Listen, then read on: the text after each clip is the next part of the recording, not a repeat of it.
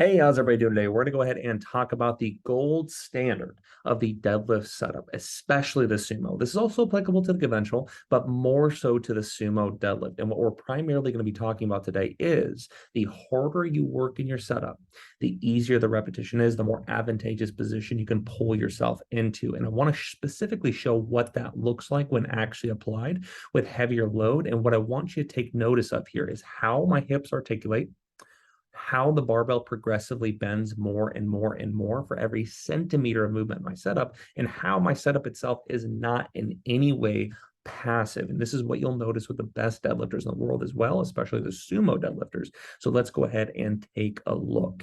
So starting off with this guy here, I want you to go ahead and take note of specifically how the hips are just articulating in while anchored at a specific height. You will notice very little to no hip drop, and that sets the base, sets the foundation to be able to pull into the most advantageous position possible by bending the bar as much as possible as well. Because here's the deal with heavier loads, with top end loads, if you do not take the totality of bar bend out of the bar before actually starting the concentric phase, you are screwed. You will never be able to handle as much load as you otherwise could, because you're going to get shit whipped forward every single time. If you're somebody out there that has wasted forward motion at the start of their deadlift, even if it's just a little bit, this is a massive limiting factor that's putting more strain on your lumbar spine segment of your body, almost turning it into more of a primary mover, hurting leverages and just doing nothing good for your deadlift. And this is something you need to pay attention to and need to improve on to be able to show your best numbers and do it in the safest, most effective manner possible.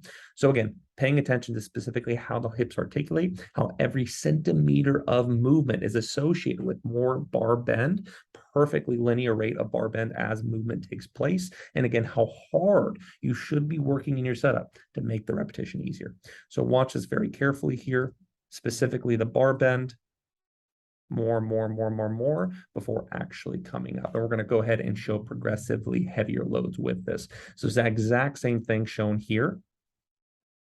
More, and then being able to actually deadlift up with no faults because of it. Now, also pay attention to the pre-tensioning phase. This is something I talk about a lot. The way I like to think about tension building in the deadlift, the way that I'm actually able to create this kind of tension is like tensioning is progressively going up at a linear rate with every centimeter that you move. But I also like to talk about pre-tensioning. So the idea of pre-tensioning is right before you actually start moving, right before you actually start your official tension building phase, your official setup, you should give the barbell just a little bit, just a little bit of pre-tensioning. And the idea here is that pre-tensioning is about 25% of the totality of tension needed to get that barbell off the floor.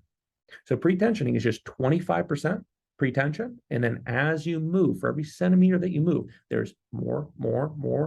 You're actively, progressively creating more tension by using your knee extensors to push your feet in the floor and using your hip extensors to work your back against the barbell. So we go from that 25% pre-tension to 30, 40, 50, 60, 80, 90, 100. And by the time you're creating 100% tension against that barbell, you're in the tallest, most advantageous position possible, ready to handle heavy loads. And this is also going to save you from having walkout faults as well. For any individual that has consistent faults at the top of the deadlift where they just feel like they can't lock out, this is usually why. The reason is usually because they're not building enough tension in the setup. They're not getting tall enough against the bar in the setup, which makes it so that you have to perform almost a good morning at the top of the deadlift with heavy load, which does not end up working out for the most part. So look at this here once more. Watch the pre-tensioning phase and then how that's used to create more, progressively more in the actual setup. So pre-tension is right here. Pre-tension. That's all pre-tension is. That's about 25, 30% maybe of the totality of tension needed to break that bar off the floor, break the weight off the floor rather. Once more, pre-tension. And then we use that tension, we use that pre-tension to build progressively more as we get into position, just like this here, from 25% to 40, 50, 60, 80, 90, 100. And by the time I am building as much tension as possible, I am very tall and I'm ready to lift the actual weight. But again, watch how the hips did not drop. Instead, we set the foundation needed to create this tension by only allowing them to articulate inward. Now, this is a faster setup. For individuals out there that want to work on this, tempo is the key. For anybody that's ever played a sport growing up that had a good coach, what did that coach say? Every time you went too fast, and your technique fell apart, whether it was throwing a baseball, whether it's taking a shot, a double leg in wrestling, a rock overstep, you're learning the foundations of the sport. Anytime you went too fast and your technique fell apart, what did your coach say? Slow down. Speed comes with time. But there's something unique about the deadlift, especially the sumo deadlift setup.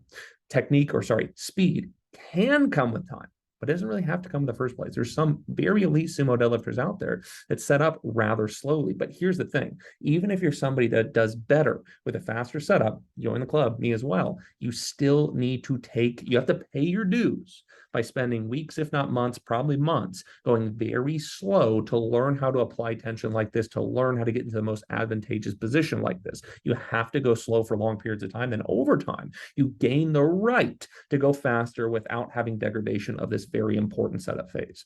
So again, once I'm in this position, it's an easy lockout, easy repetition from here. Pretty heavy weight, so maybe not that easy, but a lot easier than I would have had it if I wouldn't build that much tension. Now, lastly, there's a few drills that I really like. In fact, many beyond this even, but there's a few drills I really like to get this better, to do this better, to learn how to do this better. The first of which is a 1 count pause, 1 inch off the floor. But the key is how you do it. This is a good example of it.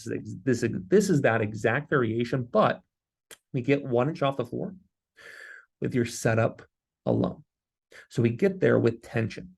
What people oftentimes do when I program this variation is they just quickly passively squat into their position, and then just start the concentric phase, deadlift it up, and try to pause 1 inch off the floor, and it is a shit show. That makes this variation harder, and it makes it so you get no technique benefit out of it at all. So what I want you to pay attention to is how the hips stay high as they articulate in, and how much tension has created, how I get to that pause point with only my tension building phase. This is key to get anything out of this setup. And if you can do it in the way it's shown here, if you can get to that 1 inch pause point with tension building alone, with your setup alone, you'll benefit massively from this variation. Also receive some fantastic strength adaptations from it as well. So watch very carefully how this barbell, these weights, get an inch off the floor with the setup alone. Nice and slow. There we go. That's all it was. So now the weights are 1 inch off the floor. We're at that pause point. We pause for a second or two and then come up from there. Watch that one more time, how we get there. Again, do not squat down passively and get in a position. Instead, slowly create more tension, more tension, more tension, more tension, more tension. And then with my hip extensors, I actually get that weight off the floor an inch by only going through my setup. Pause there, hang out there, and then produce force from there. This is a fantastic technique exercise, especially when you build it up to a point where you can do it with heavier load. Now, lastly, there's one other variation I really like, especially in the beginning stages of learning how to build tension effectively, and that's this guy here. So with this guy, you may not notice things that's too different in the setup, but pay attention to how the barbell looks. So if you notice on each end here, there's like 5 clips per side that makes the weight be way further out on the barbell. So use a deadlift bar if you can, and then have the weights situated to where they're very far out on the ends of the barbell itself. So the barbell has more bend. So this bar that I'm about to deadlift with is about to bend like there's 700 pounds on the bar, but it's only, what, 355? 365. It's only 365. So what's so fantastic about this variation is really hard to actually practice this tension building phase with maximal loads right off the bat. But furthermore, what happens when you do more reps? What happens when you have more practice of something? You experience better adaptations. You experience better motor learning. So with this variation, I really like utilizing this as a secondary or tertiary sumo deadlift exposure throughout the week in programming to allow somebody to get more practice in with that barbell bending like it's a heavier weight to get better practice, but it's a lighter weight, so you don't have the same fatigue generation, and you can typically handle a higher frequency throughout the week, as studies show really allows somebody to receive better motor learning benefits. So this is one of my primary variations I like to use, especially on a secondary or tertiary day of sumo deadlift per week, to really nail this down. And what you'll notice is same things apply. We're going to pull into tension quite a bit, quite slowly, get the barbell bend, take the totality of barbell bend out of the bar before starting the concentric phase. And then from there, we're able to deadlift it up. So again, 365 bending like 650, 700 pounds, which allows you to receive some fantastic benefit with very little fatigue generation.